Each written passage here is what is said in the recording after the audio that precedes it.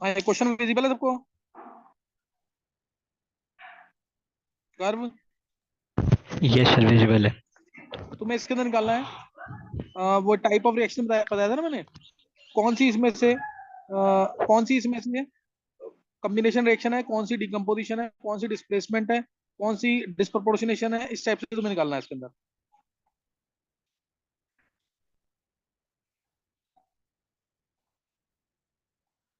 8 reaction दिए हैं, आठों में तुम्हें ये बताना है कि कौन सी कॉम्बिनेशन है, कौन सी डिकम्पोजिशन है, कौन सी डिस्प्लेसमेंट है और कौन सी डिस्प्रोपोर्शनेशन है। चलो करो जल्दी।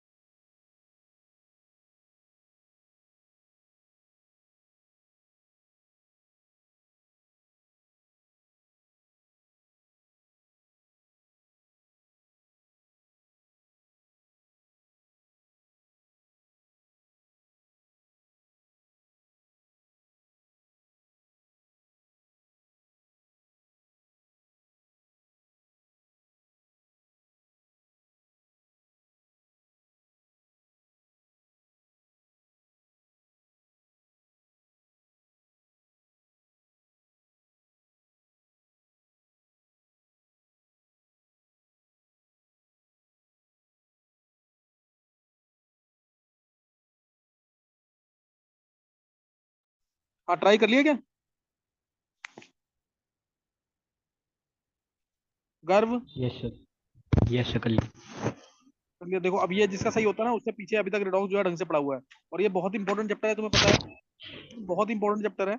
अगर इसको नहीं पढ़ा तो फिर आगे दिक्कत आएगी 12th में भी। इतना इंपॉर्टेंट चैप्टर है, इसको ध्यान देना है। देखो इसमें पहले मैंने बोला N2+3H2 गिव्स 2NH3। ये कौन सी टाइप की रिएक्शन है? सर ये कौन सी टाइप की कॉम्बिनेशन। रिएक्शन है? कॉम्बिनेशन। हाँ बिल्कुल सही है, कॉम्बिनेशन रिएक्शन है। यहाँ N2 पे स्टेट। चलो पहले मैं आंसर देता हूँ, देखते हैं आंसर किस सही है। ये कॉम्बिनेशन रिएक्शन है। नेक्स्ट वाली रिएक्शन कौन सी है? कॉम्बिनेशन। कॉम्बिनेशन। यस यार सर। कौन सी रिएक्शन है ये? Sir displacement. डिस्प्लेसमेंट है। डिस्प्लेसमेंट। डिस्प्लेसमेंट आंसर आ रहा है और कॉम्बिनेशन आंसर आ रहा है।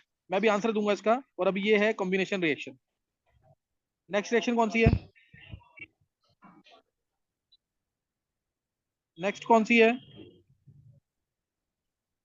सर ये भी कॉम्बिनेशन होगी। ये भी कॉम्बिनेशन रिएक्शन है। उससे नेक्स्ट कौन सी है? Sir same.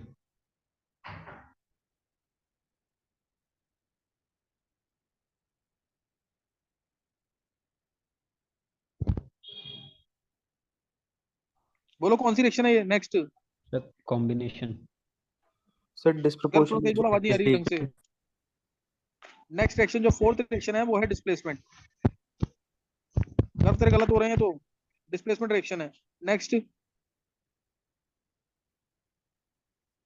सर नेक्स्ट कौन सी है? डिस्प्रोपोर्शनेशन। ये डिस्प्रोपोर्शनेशन रिएक्शन है।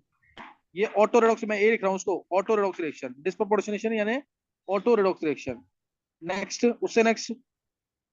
कॉम्बिनेशन। उससे नेक्स्ट कौन सी है? That is sir proportion. Combination. Combination reaction. उससे नेक्स्ट कॉम्बिनेशन है। उससे next displacement. Displacement reaction. Displacement reaction है ये। डिस्प्लेसमेंट को डी से लिख रहा हूं मैं, और डिस्प्रोपोर्शनेशन को ए से auto redox. Last reaction decomposition. ये डिकम्पोजिशन। डिकम्पोजिशन भी डी से आ गया ना। चलो डिकम्पोजिशन। चारों रिएक्शन आ गई है इसके अंदर कि नहीं? चारों रिएक्शन आ गई कि नहीं? Yes sir. हैं?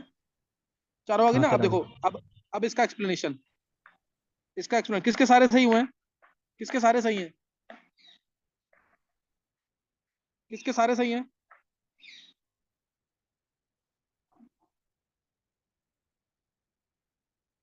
नहीं, एक बार हैंड से करना जिसके सारे सही हुए हैं। और चेक करो एक बार।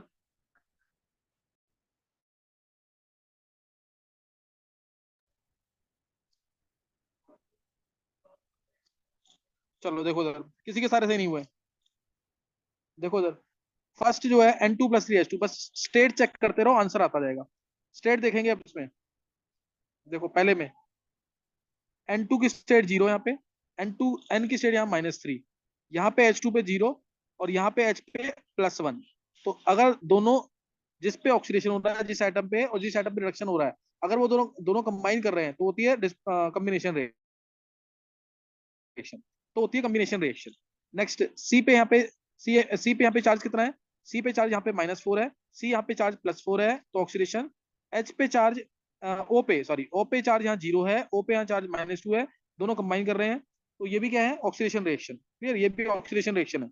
अब NH3 + O2, एन पे यहाँ चार्ज 0 -3 आ रहा है, एन पे यहाँ पे चार्ज -3 आ रहा है, ओ पे चार्ज यहाँ पे 0 आ रहा है, और इधर एन पे +2 आ रहा है, ओ पे -2 आ रहा है, तो इसका मतलब ये भी कॉम्बिनेशन रिएक्शन है। ये भी कॉम्बिनेशन रिएक्शन है। फिर Na+H2O चेक करो, Na+H2O, Na पे चार्ज 0 है, Na पे चार्ज 0 है, Na पे चार्ज +1 है, H पे चार्ज +1 है, इधर इधर H पे +1 है, इधर भी H पे +1 है, तो ये कॉम्बिनेशन नहीं है, ध्यान रखना चीज का। H पे +1 यहाँ पे 0 है, तो कंबाइन तो नहीं कर रहे ना जिसमें ऑक्सीडेशन रिडक्शन हो रहा है, तो इसे क्या है ये क्या है फिर इसका मतलब? डिस्प्लेसमेंट। डिस्प्लेसमेंट। गर्व समझ आया अब क्या? सर मतलब अगर जो कंपाउंड बन रहा है उसमें ही ऑक्सीडेशन रिडक्शन होके बन रहा है तो कॉम्बिनेशन होगी। सब कॉम्बिनेशन है। यहाँ पे तो डिस्प्लेस हुआ है ना, Na ने H को डिस्प्लेस किया है कि नहीं? Yes sir. तो इसलिए क्या है, एक्टिव हाइड्रोजन लिबरेट कर दिया, Na ने H को डिस्प्लेस किया, therefore it is displacement reaction. समझ आया कि नहीं? Yes sir. अगर पता बेसिक्स पढ़, बेसिक्स मत छोड़, बता रहा हूँ तेरे को मैं। चैप्टर को तू ये मत छोड़ कि चैप्टर इजी है ये तो हो जाएगा, उसको शुरू से लेके लास्ट तक पूरा पढ़। कल पीरियोडिक भी तूने सुनाया जो, उसमें भी देख ले थोड़ी थोड़ी दिक्कत आ रही है। छोड़ मत कुछ भी, परफेक्शन के साथ कर बिल्कुल। सही ना? Rank 1 to 100, rank to 1 to 500 ना, ये बहुत आसानी से नहीं आती, इसमें हर एक चीज आनी चाहिए, याद करने वाली भी, समझने वाली भी। नेक्स्ट P4 + NaOH, ये तो मैंने निकाल लिया होगा सबने। P पे 0 यहाँ पे चार्ज, P पे -3, P पे यहाँ पे 0, और यहाँ पे P पे +1 आएगा, तो therefore it is disproportionation. Same element is oxidise as well as reduce, therefore it is auto redox reaction. ये ऑटो रिडॉक्स रिएक्शन है। Last Mg + N2 gives Mg3N2। ये तो पता लग रहा होगा, Mg पे चार्ज 0, यहाँ N2 पे चार्ज 0, और Mg पे यहाँ पे आ रहा है +2, और N पे आ रहा है -3, दोनों कंबाइन कर रहे हैं, तो therefore it is combination reaction. Mg + TiCl4, MgCl2। Clear? MgCl2 आ गया, है ना? MgCl2 आ गया, तो Mg पे चार्ज यहाँ पे 0 है, और Ti पे यहाँ पे +4 है। डिस्प्लेसमेंट हो रहा है, क्लियर दिख रहा है तुम्हें?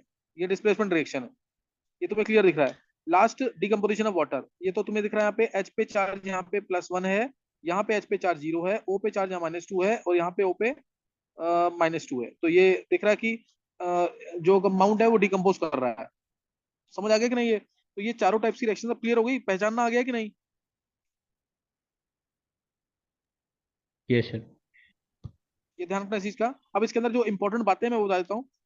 सही ना? बहुत ही बेसिक लेक्चर है ये, और लेकिन बहुत ही इंपॉर्टेंट। देखो उधर, पहली जो रिएक्शन है, पहली रिएक्शन जो है उसका, गर्व तू बोल, पहले प्रोसेस, पहली रिएक्शन का नाम क्या है? सर किस हिबर्ट चीज की प्रोसेस। प्रिपरेशन थी? हाँ बोल, जोर से बोल कर थोड़ा। सर अब सही आ रही है बस। हाँ अब आ रही है सही बिल्कुल। हेबर्स प्रोसेस पहला। हाँ, पहला है Haber's process for manufacturing ammonia, detail नहीं दी है, मैन्युफैक्चरिंग अमोनिया के लिए होता है। दूसरा कंबशन ऑफ मीथेन, दूसरा क्या है, कंबशन ऑफ मीथेन और एनी फ्यूल। तीसरा क्या है,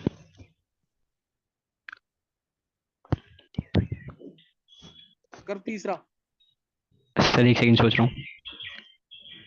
यार पता है, तू करना पड़ेगा तेरे को ढंग से, तू सारे चैप्टर करके सुना मेरे को एक एक करके जल्दी जल्दी। एनएससी पे तो O2 के SNO ये पता होगा, बाकी बच्चों को पता होगा कौन सा प्रोसेस है ये। Sir Bosch process. नहीं नहीं नहीं, Oswald process for manufacturing of nitric acid, NO plus half O2 NO2 देगा, NO2 plus H2O HNO3 plus NO देगा। यार आ गया कि नहीं। ये सर। ये ऑसवाल्ड प्रोसेस है फॉर मैन्युफैक्चरिंग नाइट्रिक एसिड। फिर लास्ट में फोर्थ वाले में Na प्लस H2O, ये तो सिंपल रिएक्शन है। Active metal displace hydrogen from, क्या रिमूव हाइड्रोजन फ्रॉम वाटर। ये तो बहुत इंपॉर्टेंट है, विग्रस रिएक्शन होती है, बहुत फास्ट रिएक्शन होती है। इसे सोडियम फायर को कभी भी पानी से नहीं बुझाना चाहिए। सोडियम फायर जो होती है उसको हमेशा किससे, राख वगैरह डाल के बुझा सकते हैं, सैंड वगैरह डाल करके।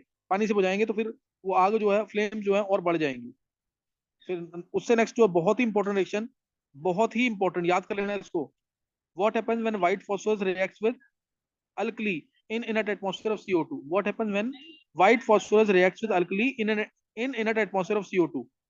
तो आंसर आता है PS3 गैस मिलती है, फॉस्फिन गैस मिलती है पॉइजनस, साथ में सोडियम हाइपोफॉस्फाइड, साथ में सोडियम हाइपोफॉस्फाइड। डिस्प्रोपोर्शनेशन रिएक्शन है, इसके बारे में जरूर पूछा जाता है, इसके बारे में जरूर पूछा जाता है। और कई बार तो ऐसा होता है, बोलते हैं what happens when white phosphorus heated with alkali in inert atmosphere of CO2। तो उस केस में PS3 तो मिल रहा है, लेकिन साथ में NH2P2 मिलता है ना, ये नहीं मिलता, क्योंकि ये गर्म होकर के H3PO4 की फॉर्म में चला जाता है। तो पी की स्टेट +5 भी हो सकती है, पी की स्टेट यहाँ पे +5 भी हो सकती है। H3PO2 को गर्म करते हैं तो H3PO2 या H3PO3 को गर्म करते हैं तो H3PO4 प्लस PS3 मिलता है। ये बात की बात है, पी ब्लॉक के अंदर है। अच्छा अभी ये छोड़ देंगे इसको। अच्छा नेक्स्ट Mg+N2 Mg3N2, ये भी कोई खास प्रोसेस नहीं है। मैग्नीशियम जो है बर्न करता है एयर के अंदर, एयर के अंदर बर्न करता है, ये इस टाइप का प्रोसेस है।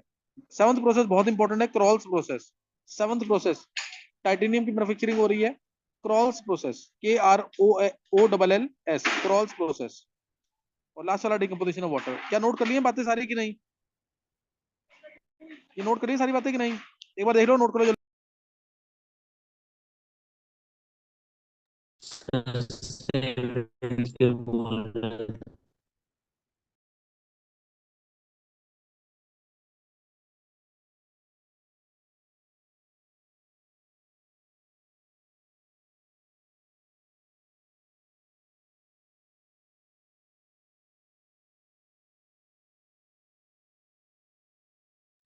चलो ये हो गया।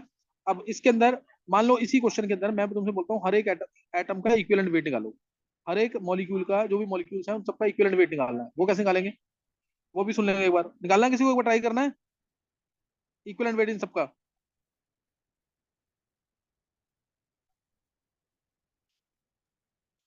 तो अगर इसमें तो ट्राई करना टाइम है एक लगेगा बार। सबका निकालने में। चलो एक बार जरूर, मैं जैसे एक हिंट दे रहा हूँ तुम्हें। इक्विवेलेंट वेट जो होता है, इक्विवेलेंट वेट जो होता है वो होता है molecular weight, molecular weight divide by n factor, सबको पता है। इक्विवेलेंट वेट होता है molecular weight by n factor. N factor कैसे निकलता है रेडॉक्स के अंदर, नंबर ऑफ इलेक्ट्रॉन, एक लाइन याद रखना बहुत इंपॉर्टेंट। एन फैक्टर क्या होता है रेडॉक्स के अंदर, ये पहले बता चुका हूं मैं मोल कंसेप्ट में भी। Number of electrons transferred for one mole of the compound, clear, number of electrons transferred for one mole of the compound, ये होता है, ये क्या होता है, इक्विवेलेंट वेट। और एन फैक्टर क्या था, number of electrons transferred for one mole of the compound. एक मोल कंपाउंड बनाने में या एक मोल कंपाउंड डिकम्पोज करने में जो इलेक्ट्रॉन्स ट्रांसफर होंगे वो होता है एन फैक्टर, वो क्या होता है एन फैक्टर। तो इक्विवेलेंट वेट निकालने अगर, तो एक बार थोड़ा सा सुन लेंगे इसको। और इसको, इस क्वेश्चन को मैं एक ही क्वेश्चन करा रहा हूँ आज इस लेक्चर में, इस एक क्वेश्चन को 4-5 बार जरूर करना, नहीं तो फिर कल की क्लास में समझ नहीं आएगा। कल की क्लास इंपॉर्टेंट वाली होगी, हो सकता है उसके बैलेंसिंग का मैं वो एक तो हिंट दे दूंगा, प्लस इक्विवेलेंट वेट निकालना सिखाऊंगा उसमें। कल की ऑफलाइन वाली क्लास जो है बहुत इंपॉर्टेंट होगी।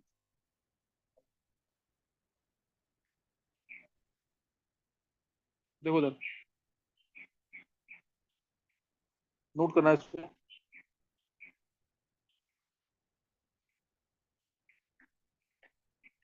पहला केस है इससे, N2 plus 3H2 gives 2NH3। N2 पे चार्ज 0 था यहाँ पे N पे कितना था, -3। तो 1 मोल N2 के लिए 6 मोल इलेक्ट्रॉन जा रहे हैं कि नहीं, 1 मोल N2 के लिए 6 मोल इलेक्ट्रॉन यूज हो रहे हैं कि नहीं, N2 plus 6 electron gives 2N-3। समझ आया कि नहीं है? Yes sir. तो उसका फैक्टर कितना आ जाएगा, N2 का इक्विवेलेंट वेट कितना आ जाएगा, 28/6। 28/6, 28/6। H2 का कैसी क्या होगा ऐसी, H2 का 2/2।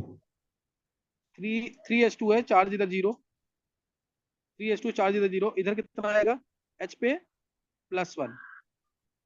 तो 2 इंटू 3 इंटू +1 कितना आ जाएगा ये, तो इसमें भी 6 का ही कितना आएगा बोलेंगे एन फैक्टर। हाँ, सर। वो इधर भी 6 इलेक्ट्रॉन टू आएंगे। बाई 2/2 आ जाएगा। 3 मोल H2 के लिए 6 इलेक्ट्रॉन यूज होंगे। एक एक चीज ध्यान से करना, नहीं तो सीख नहीं पाओगे बिल्कुल। 3 मोल H2 के लिए 6 मोल इलेक्ट्रॉन यूज हुए, 3 मोल H2 के लिए 6 मोल इलेक्ट्रॉन यूज हुए, इसलिए इसका फैक्टर कितना आ जाएगा, इसका फैक्टर कितना आ जाएगा, 2। 6 आ जाएगा फैक्टर इसका, यानी आंसर आ जाएगा, सॉरी 2 आ जाएगा ना फैक्टर, तो 2/2 आंसर आ जाएगा। क्लियर है कि नहीं है, यस सर। 2/2। और NH3 का कितना आएगा, सर वो 17/3।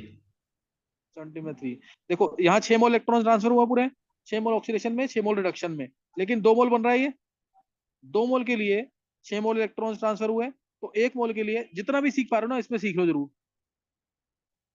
कुछ तो पता लगेगा इनफेक्ट के बारे में। इसके मैं डिटेल में और लूंगा, लेकिन इसको कुछ तो पता लगेगा। ये टफ वाले क्वेश्चन थोड़े से।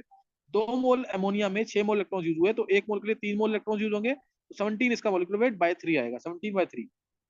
17/3 1 मोल के लिए निकालना, ध्यान रखना 1 मोल के लिए। नेक्स्ट CH4 का, इसमें कैसे निकालोगे,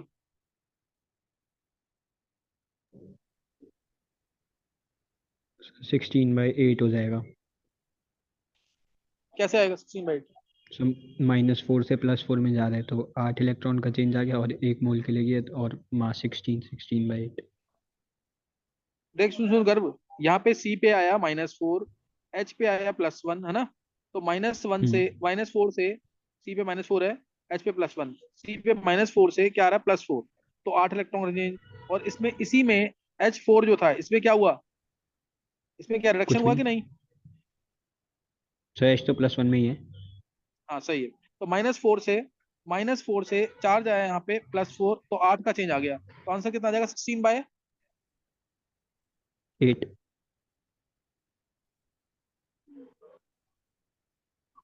16/8। समझ आ गया कि नहीं है। O2 का कितना आएगा,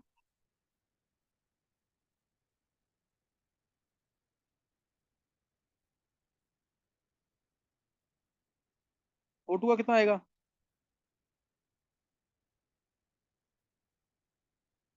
सर 32/6 आएगा। 32/4। सर इसमें H2O में भी तो -2 में जा रहा है। बस इसमें O2 से 2O-2 कर बस। सर ये H2O नहीं लेंगे? हाँ, नहीं नहीं, मैं कह रहा ये हूँ two O H2O। Minus two इसको सिंपल देख, उधर भी -2 है, इधर भी -2 है ना। हाँ, तो 3O हो गए ना टोटल -2 के। हाँ, तो इधर भी तो बैलेंस करेगा ना तो फिर। इसको भी रहने दे गर्व, इसको रहने दे भी, जो बता रहा हूँ इतना कर ले। मिथेन वाले का इसको छोड़ दे, मैं समझाऊंगा तब करना है इसको। नेक्स्ट सर हाँ, NH3 ये तो का, वैसे भी पूरे बैलेंस्ड इक्वेशन में निकलेगा ना। गर्व उसको छोड़ दे भी, O2 को। NH3 वाले में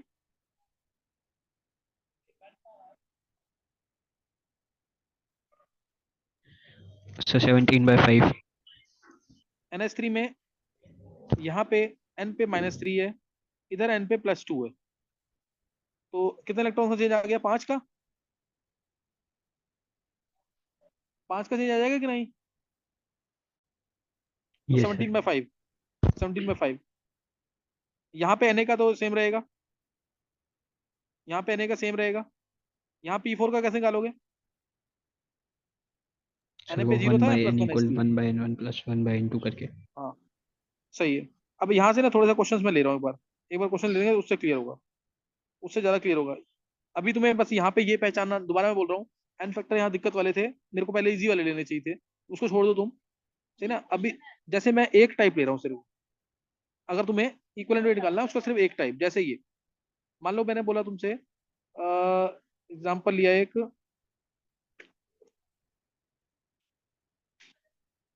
यही यही ले लो चलो, P4 वाला टफ पड़ जाएगा अभी, एग्जाम्पल लेते हैं इसमें, चलो ये ले लो, Cl2 प्लस O चाइंस gives Cl negative plus ClO3 negative. मैंने बोला इसमें इस Cl2 का इक्विवेलेंट वेट क्या होगा, इस Cl माइनस का इक्विवेलेंट वेट क्या होगा, ClO3 माइनस का इक्विवेलेंट वेट क्या होगा, क्या ये निकालोगे तीनों क्या इक्विवेलेंट वेट?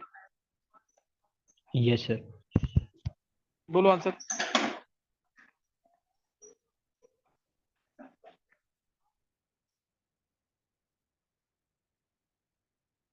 एक बार आंसर ट्राई करो। ये मैंने कल क्लास में, परसों क्लास में तुम्हें बता दिया था कि एन फैक्टर कैसे निकालते हैं डिस्प्रोपोर्शनेशन रिएक्शन में।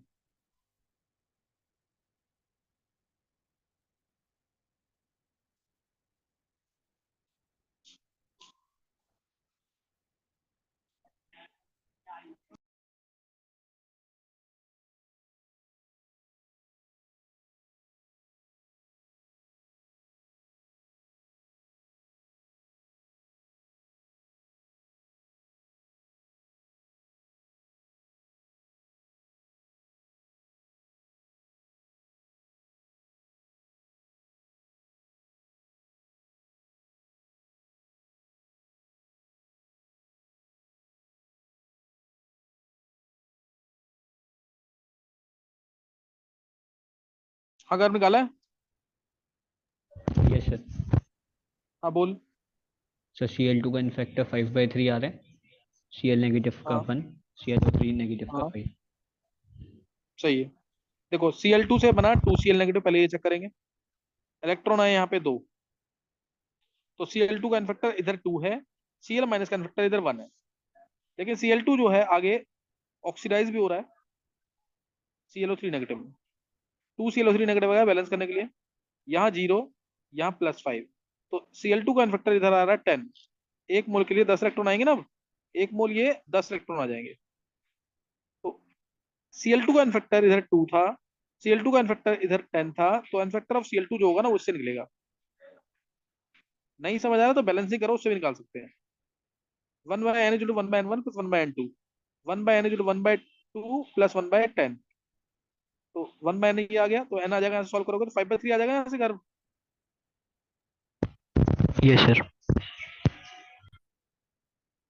n आ जाएगा 5/3, क्लियर।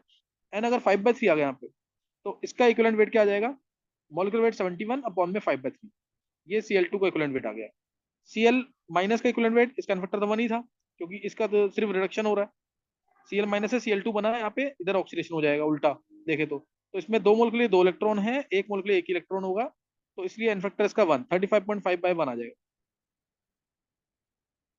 इसका अगर देखोगे इन्फेक्टर, दो मोल के लिए 10 इलेक्ट्रॉन थे, एक मोल के लिए 5 इलेक्ट्रॉन होंगे, तो इसका जो मॉलिक्यूलर वेट होगा, क्या मॉलिक्यूलर वेट है, चलो जो मॉलिक्यूलर वेट आएगा इसका, Cl का 35.5, O का 16 × 3 48, 48 + 35.5 सॉल्व करेंगे इसको, ये कितना आएगा, 83.5 ना,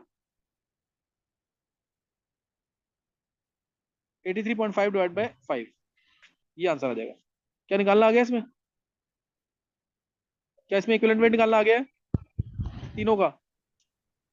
एक क्वेश्चन और लिखेंगे जल्दी से, नेक्स्ट देखेंगे, P4 + O चाइंस गिव्स PS3 + H2PO2 नेगेटिव, इसमें निकालेंगे P4 का, PS3 का, H2PO2 नेगेटिव का equivalent weight, fast.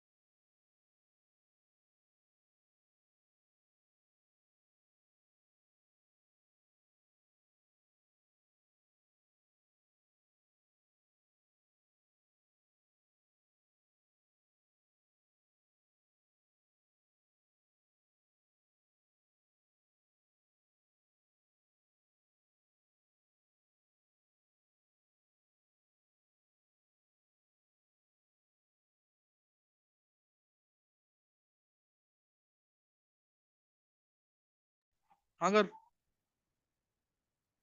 Sir P4 का 3 आ रहा है और इनफेक्टर। PH3 का, हाँ हाँ PH3 का आ रहा है 3 और H2PO2 नेगेटिव का 1। अच्छा देखते हैं एक बार। P4 से बन रहा है, P4 से बन रहा है 4PH3, 4P3 नेगेटिव।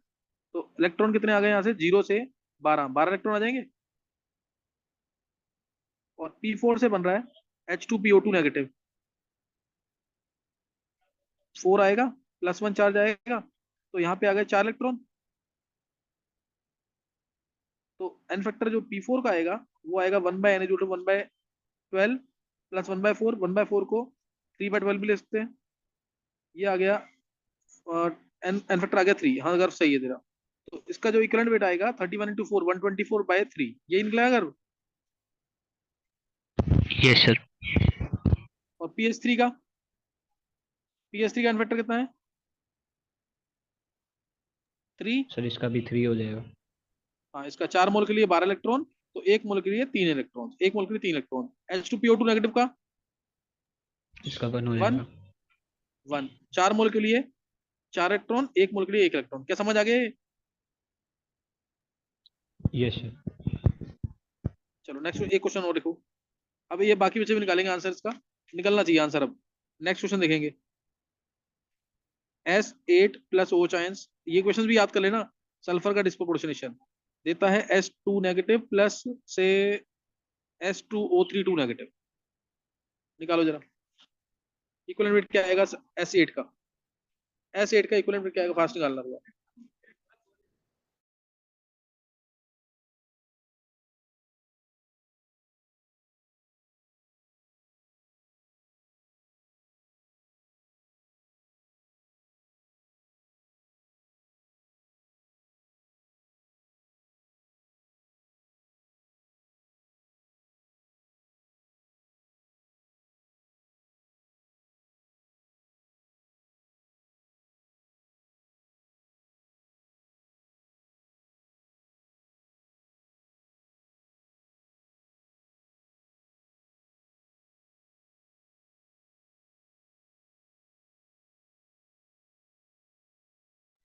अगर सर S8 का 8 आ रहा है। 8 आ रहा है, हम्म। देखेंगे एक बार। S8 से बना 8H2 नेगेटिव, 16 इलेक्ट्रॉन रिडक्शन में इस साइड आएंगे। और S8 से बना S2O3, S2O3 2 नेगेटिव 4 आएगा। चार्ज आ रहा है इसमें कितना, +2 ना, यस 2x सर। -6 +2 आएगा। तो यहाँ पे आ जाएगा 4 × 2 × 2, 8 4 to 8 16 आएगा। 16 इलेक्ट्रॉन आ रहा है इसमें भी। तो 1/n = 1/16 प्लस 1/16, तो n की वैल्यू कितनी आ गई, 8 आ गई कि नहीं, ये निकाला अगर। Yes sir. तो ये n की वैल्यू, n फैक्टर इसका 8 आ गया, इसका n फैक्टर 8, यानी इसका जो इक्विवेलेंट वेट होगा वो 32 × 8 डिवाइड बाय 8 होगा, यानी 32। 32 × 8 डिवाइड बाय 32 और बाय 8, तो 32 आंसर आ जाएगा। और इसका जो एन फैक्टर होगा, इसका एन फैक्टर आएगा 8 मोल के लिए 16 इलेक्ट्रॉन, 16 मोल इलेक्ट्रॉन, तो 1 मोल के लिए 2 इलेक्ट्रॉन, तो इसका एन फैक्टर 2 है। और इसका जो एन फैक्टर आएगा S2O32 नेगेटिव का, 4 मोल के लिए 16 इलेक्ट्रॉन, तो 1 मोल के लिए 4 इलेक्ट्रॉन, तो इसका एन फैक्टर 4 है। अब एक बार हैंड से करना किसी का सही हुआ ये,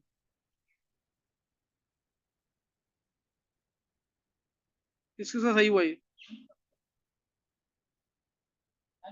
देखो।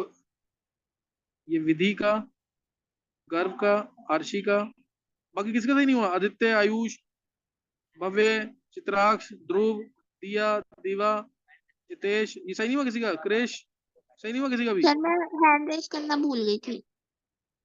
अच्छा चलो, एक लास्ट क्वेश्चन।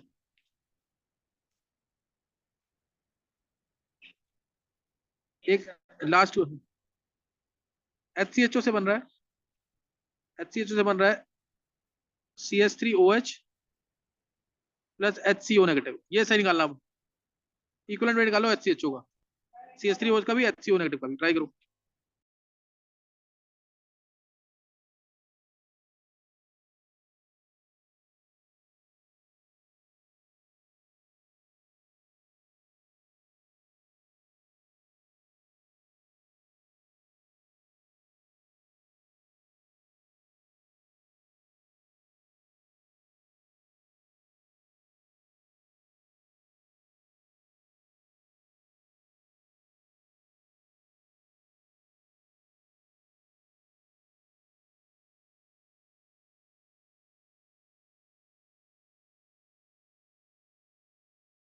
आरसी निकाल लिया क्या?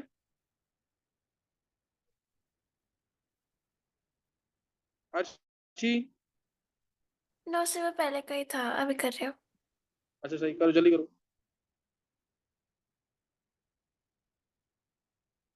गर्भ निकाल लिया आंसर? Yes sir. चलो सही। देखो सर, HCHO से क्या बन रहा है? HCHO से बन रहा है CH3OH। कार्बन दोनों जगह एक एक है, यहाँ पे चार्ज आ रहा है 0, x+2 - 2, यहाँ पे 0 आ रहा है, और यहाँ पे कितना आ रहा है? यहाँ पे कितना -2 आ रहा है कार्बन पे।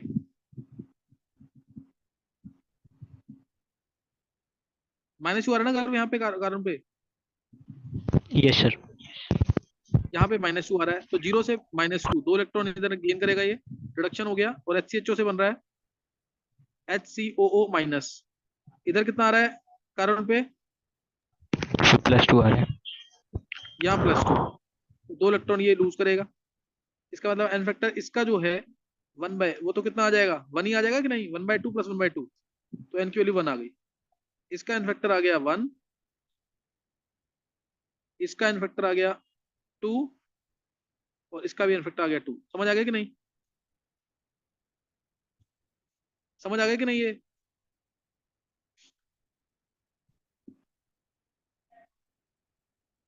चलो 3-4 एग्जांपल दे दिए, इसको तुम ट्राई कर लेना। इसको ट्राई कर लेना, इसको ट्राई कर लेना ढंग से, इंपॉर्टेंट क्वेश्चन है ये। सही ना?